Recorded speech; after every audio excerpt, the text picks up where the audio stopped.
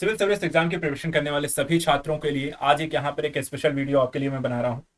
देखिए, current affairs को लेकर के क्योंकि 6-7 महीने बचे हुए हैं एग्जाम को लेकर के, तो आप लगातार यहाँ पर प्रैक्टिस कर रहे होंगे, पढ़ना शुरू किया होगा मैगजीन्स के थ्रू, वीडियोस के थ्रू और अन्य यहाँ पे जो भी रिसोर्सेज होंगे, आप ऑलरेडी यहाँ पे इसकी प्रिपरेशन कर रहे होंगे। मैंने इस पर एक वीडियो भी बनाया था कि आपको करंट अफेयर्स की तैयारी कैसे करनी है। आज यहाँ पर इसी का एक सेकंड पार्ट आपको डिस्कस कर रहा हूँ कि करंट अफेयर्स के नोट्स कैसे बनाएं।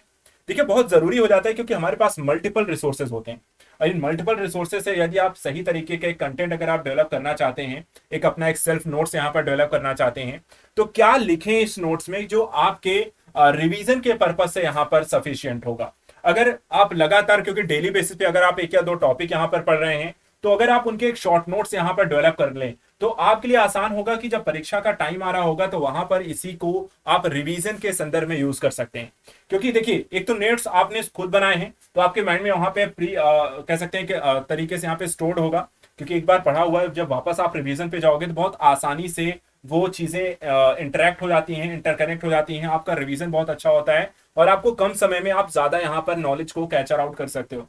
तो यहाँ पर देखिए, आज हम यहां पर इसी को डिस्कस करेंगे कि नोट्स कैसे बनाएं, उसको लेकर के विद एग्जांपल मैं आपको बताऊंगा, 2-3 एग्जांपल अलग अलग टॉपिक को लेकर के कि आप इसके नोट्स कैसे बना सकते हो। ठीक है, तो अलग अलग चीजों को लेकर, जैसे कि पॉलिटी का नोट्स आप यहाँ पे बनाना हो, या फिर हम इकोनॉमी का नोट्स बनाना हो, फैक्चुअल डेटा को बनाना हो, या मेंस ओरिएंटेड आपको नोट्स बनाना, कैसे भी नोट्स आपको बनाने हैं। ठीक है, तो आप कैसे यहाँ पर इस नोट्स को बनाएंगे। तो देखिए, यहाँ पे जैसे मान लीजिए एग्जाम्पल एक लेते हैं, एक एग्जांपल लेते हैं, मान लीजिए कोई बिल आता है। ठीक है, कोई बिल आपको आया करंट के संदर्भ में, जैसे एक बिल अभी हाल ही में आया हुआ है, वन जीव संरक्षण संशोधन विधेयक 2022।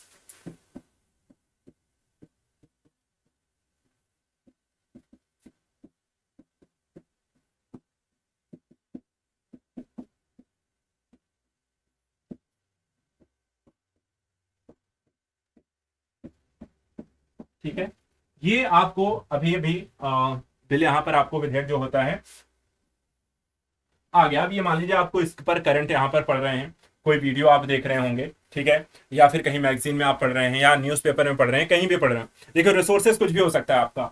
न्यूज रिसोर्सेज यहाँ पे देखिए, करंट अफेयर्स को लेकर के आप न्यूज़पेपर को फॉलो अप हो सकता है कर रहे हो,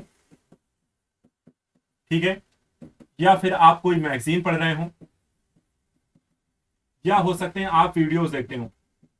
ठीक है, कुछ भी हो सकता है, आप कोई भी फॉर्मेट यूज करते हो, डजंट मैटर। लेकिन यहां पर आप इन फॉर्मेट से कैसे आप इसका लाभ उठा सकते हैं, वो सबसे यहां पर इंपॉर्टेंट है। क्योंकि आप बहुत सारे न्यूज़पेपर इकट्ठा हो जाएंगे तो वापस से रिवीजन उससे नहीं कर सकते, बहुत सारी मैगजीन्स हो जाएंगी हर मंथली की, अगर देखा जाए तो 12-14 मैगजीन ऐसे हो जाएंगी, तो वो आप वापस रिवीजन करने बैठोगे तो वहां प्रॉब्लम आएगी। इसी तरीके से वीडियो देखने जाओगे तो हर टॉपिक पे एक वीडियो अगर आ रहा है तो भी अगर देखें जाए 300-400 वीडियोस और वापस रिवीजन करने नहीं बैठ सकते। लेकिन उसी का अगर एक संकलित यहाँ पर आपका अपना सेल्फ नोट्स होगा तो वो आप रिवीजन आसानी से कर सकते हो और समय भी कम लगेगा। तो यहां पर मान लीजिए अगर आप इसी पर आपको टॉपिक पे बनाना है तो इसमें आप क्या देखोगे पढ़ने के संदर्भ से। तो देखिए, यहाँ पे 3-4 चीजें हैं। सबसे पहली चीज कि यहाँ पर पहला चीज जो आपको ध्यान रखना है कि बिल की उत्पत्ति, बिल का टॉपिक क्या है।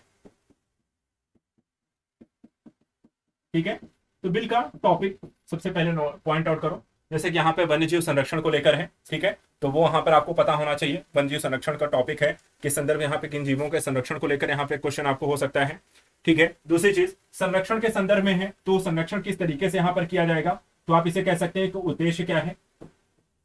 दूसरी चीज, बिल के संदर्भ से उद्देश्य क्या है कि संरक्षण जो है वो किन जीवों के बारे में है, या अनुसूचित है, या पर्टिकुलर किसी जीव के बारे में, या किस प्रकार के उद्देश्य वहां पर निर्धारित किए गए हैं इस बिल में, आप उनको वहां पर अपने पॉइंट्स में लिख लीजिए। तीसरा यहाँ पर आप कर सकते हैं कि इसका जो प्रभाव है वो कैसे दिखाई देगा, प्रभाव कहां पर कैसे होगा, किन जीवों पर होगा, किन राज्यों पर लागू होगा, या किन प्रकार के जीवों पर यहाँ पर लागू होने वाला, तो जीव कौन कौन से आएंगे, या आपको पर्टिकुलर किसी रीजन वाइज यहाँ पर आपको लागू किया गया है, या किसी आपको राष्ट्रीय उद्यानों के संदर्भ में है, कहां पर किस तरीके के जीवों को लेकर है, तो यहाँ पर इसके प्रभाव को देखिए। तो यहाँ पर अगर आप देखें तो टॉपिक किससे संदर्भ से है, कब यहाँ पर आपको लागू हुआ, कब यहाँ पे पारित हो गया है, ठीक है, उसकी स्थिति को आप देख लीजिए। दूसरा, यहाँ पर इसके उद्देश्यों के बारे में यहाँ पर जानकारी लीजिए। तीसरा, यहाँ पर इसके प्रभाव के संदर्भ में यहाँ पर है, किन जीवों को लेकर के हैं, वो आप यहाँ पर देख लीजिए। मेंस के संदर्भ में यहाँ पर क्या हो सकता है, मेंस के संदर्भ में एक चीज यहाँ पर आप और ऐड कर सकते हैं, पक्ष विपक्ष। अच्छा है, बुरा है, लाभ क्या है, चुनौतियां क्या हैं, ये वाला पॉइंट यहाँ पे मेंस के संदर्भ से जुड़ जाएगा। लेकिन प्री ओरिएंटेड अगर हम बात करें तो प्री में इतना काम आपको हो जाएगा, विधेयक क्या है, किसके बारे में, किन जीवों को लेकर है, उसका प्रभाव क्या है, उद्देश्य क्या है, ये अगर 4-5 पॉइंट आपने निकाल लिए, विधेयक खत्म। आपको इससे ज्यादा क्वेश्चन यहाँ पर आएगा नहीं। तो अगर कोई भी विधेयक पढ़ रहे हो, पॉलिटिकल एंगल से यहाँ पर कुछ भी ऐसा आया है, तो आप उनको यहाँ पर इस तरीके के शॉर्ट नोट्स में डेवलप कर सकते हो। दूसरा, मेंस के पर्सपेक्टिव से जाना है तो यहाँ पर एक और पक्ष यहाँ पे जोड़ लेना है कि इसके अच्छा है या बुरा है, कमियां क्या है, लाभ क्या है, वो वाला पक्ष अगर आप यहाँ पे कंट्रोल कर लें या उसके पॉइंट अगर आपने बना लिए, तो ये आपको प्री के लिहाज से और मेंस के लिहाज से दोनों तरीके से आपका तैयार हो गया। तो नोट्स अगर बना रहे हैं तो यहाँ पर इस अगर जैसे कि विधेयक को लेकर हो गया, पॉलिटी एंगल से एक हो गया। एक और एग्जाम्पल अगर मैं आपको दूं, मान लीजिए एक और फैक्चुअलाइजेशन पे एक और एग्जाम्पल ले लेते हैं। मान लीजिए अभी हाल ही में देखें तो G20 को लेकर काफी चर्चा है, ठीक है। भारत को अभी यहाँ पर इसकी अध्यक्षता भी मिल गई है, इसकी बैठकें भी यहाँ पर होती रहती हैं। तो अब यहाँ पर मान लीजिए G20 को लेकर के आपसे मान लीजिए क्वेश्चन अगर पूछा जाएगा, तो यहाँ पर आपसे क्या क्या पूछा जा सकता है, या G20 को लेकर अगर आप करंट पढ़ रहे हैं तो आपको क्या क्या पता होना चाहिए। तो सबसे पहली चीज तो यहाँ पर G20 है तो पहले संगठन, संगठन क्या है, सदस्य, ठीक है, अध्यक्ष, शिखर सम्मेलन कब हुए, कहां हुए, ठीक है। शिखर सम्मेलन को लेकर के यहां पर देखिए, जैसे कि G20 का मान लो शिखर सम्मेलन से ही क्वेश्चन पूछ रहा है, क्या पूछेगा, कहां हुआ, ठीक है। सबसे पहली चीज कहां हुआ, कौन सा है, 10वां, 12वां, 15वां, 20वां, 22वां, कहां हुआ है, ठीक है। अध्यक्षता किसने की, नेक्स्ट ईयर कहां होगा, और क्या पूछ लेता है, थीम कई बार पूछ लेता है, ठीक है। और इसके अलावा या फिर यहां पर देखिए तो उद्देश्य पूछ लेगा। मेंस के दृष्टिकोण से अगर हम बात करें तो आपको प्रासंगिकता पूछ लेगा, प्रासंगिकता क्या है, प्रभाव कह सकते हैं कि प्रभावपूर्ण स्थिति क्या है इसकी, लाभ क्या है, ठीक है, चुनौतियां क्या हैं। तो इस तरीके के यहाँ पे मेंस ओरिएंटेड चीजें वो आपसे पूछे। तो pre oriented content database question आपसे ज्यादा आएंगे, मेंस ओरिएंटेड यहाँ पर विश्लेषण करता हुआ क्वेश्चन आएगा। तो आपको अगर यहाँ पर इस तरीके कोई करंट का टॉपिक आता है जो फैक्चुअलाइजेशन है, तो फैक्ट के रिलेटेड कोई भी आता है, संगठन, सदस्य, अध्यक्ष, शिखर सम्मेलन से रिलेटेड क्वेश्चन, स्थापना कहाँ हुई, तो इस तरह की जो चीजें हैं, कब बना था, तो यहाँ पर उत्पत्ति कब हुई है, कब बना था, तो ये फैक्ट आपको पता होना चाहिए। यहाँ पर इसी से रिलेटेड आपको कंटेंट इसमें बनाना है, इससे ज्यादा कुछ इसमें करने की जरूरत नहीं। और यहाँ पर देखिए तो ये 5-6 लाइन लिखोगे आपका यहाँ पर, या 6-7 लाइन में ये पूरा G20 का फैक्ट डेटा आपको क्लियर हो जाएगा और यहीं से आपको क्वेश्चन बनेगा। मेंस ओरिएंटेड में थोड़ा सा आपको डिटेलिंग पे जाना पड़ेगा, और यहाँ पर अगर आप अभी वर्तमान समय मेंस की आप प्रिपरेशन नहीं कर रहे हो तो आप प्री ओरिएंटेड भी कंटेंट अपना या फिर इसे तैयार कर सकते हो। और दोनों को अगर आप टारगेट करने वाले हो तो यहाँ पर ये वाले कंटेंट देखने होंगे, प्रभाव, चुनौतियां, लाभ, पक्ष विपक्ष, इस तरह के कंटेंट आपको यहाँ पे बनाना, ठीक है। इसी तरीके से 2 एग्जाम्पल आई थिंक सफिशिएंट होंगे। और अगर देखना है तो और क्या हो सकता है, और क्या हो सकता है, एक एग्जाम्पल और ले लेते हैं। चलिए मान लीजिए कोई करंट का और टॉपिक ले लेते हैं, जैसे कि आरबीआई की लीजिए, एक इकोनॉमी का भी ले लेते हैं। आरबीआई की कई बार यहाँ पे मौद्रिक नीति समीक्षा आती है, अभी इस पे एक वीडियो भी मैंने बनाया, ठीक है। मौद्रिक नीति आती, मान लीजिए आपको समीक्षा को लेकर के यहाँ पर कोई क्वेश्चन आपसे पूछ लिया जाए तो क्या पूछ सकता है, इस तरह के डेटा आपको क्या कलेक्ट करना है। पहली चीज यहाँ पे आपको कि कब कब कब यहाँ पे मौद्रिक नीति की समीक्षा आपको आती है, हर 2 महीने में, 3 महीने में, या सबसे एग्जाम से जस्ट पहले वाली आपको लास्ट वाली कब आई थी, ठीक है। एक तो मौद्रिक नीति को लेकर के, दूसरा इस रिपोर्ट से रिलेटेड आपको या समीक्षा को लेकर क्या कहा गया है। जैसे कि पूछ लेगा इस रिपोर्ट में रेपो रेट को लेकर क्या आंकड़ा रहा है, क्या आपको पूछ लिया जाएगा कि रिपोर्ट में क्या कहा गया है, क्या अनुमान लगाए गए हैं, क्या संभावनाएं बताई गई हैं, ठीक है। उससे रिलेटेड यहाँ पे आपको टॉपिक पूछ लेगा, क्या क्या चीजें रही हैं। इसके अलावा ये भी हो सकता है कि कुछ चुनौतियों के बारे में उन्होंने बताया हो कि क्या क्या यहाँ पे ध्यान रखना है। मुद्रास्फीति को लेकर के लगातार आपको क्वेश्चन यहाँ पे आपको पूछता है।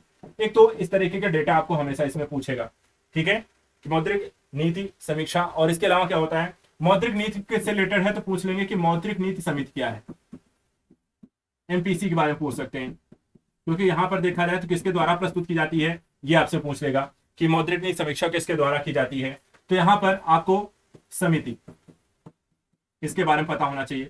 अब मौद्रिक नीति समिति को लेकर भी वो क्वेश्चन कुछ पूछ सकते हैं कि कितने सदस्य हैं, ठीक है, कितने सदस्य होते हैं इसमें, या आरबीआई से कितने होते हैं, या सरकार की तरफ से यहाँ पर कितने होते हैं, या गठन किस उद्देश्य से किया गया है। तो इस तरीके की चीजें यहाँ पर आपसे पूछ सकता है।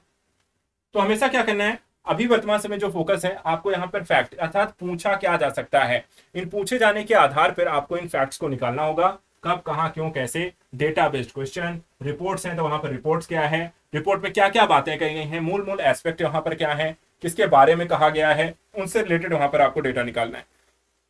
मौद्रिक नीति है तो मौद्रिक नीति को लेकर टूल भी पूछे जा सकते हैं, जैसे कि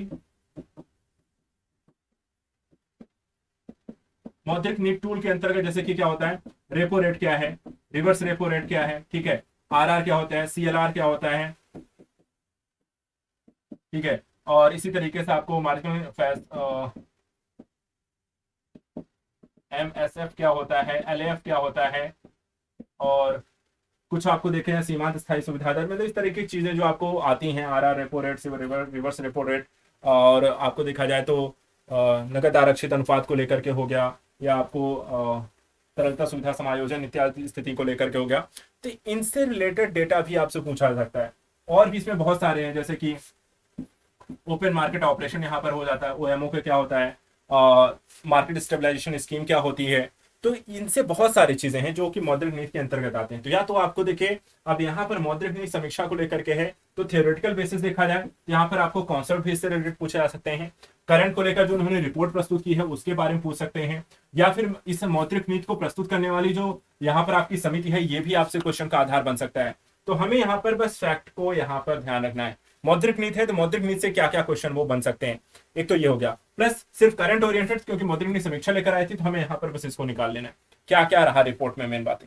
तो इस तरीके से अगर आप यहाँ पर करंट को लेकर लगातार प्रिपरेशन कर रहे हैं तो करंट के नोट्स यहाँ पर बहुत जरूरी हैं कि आप सही तरीके से बना लें, उससे आपका काम रिवीजन का काफी आसान हो जाएगा।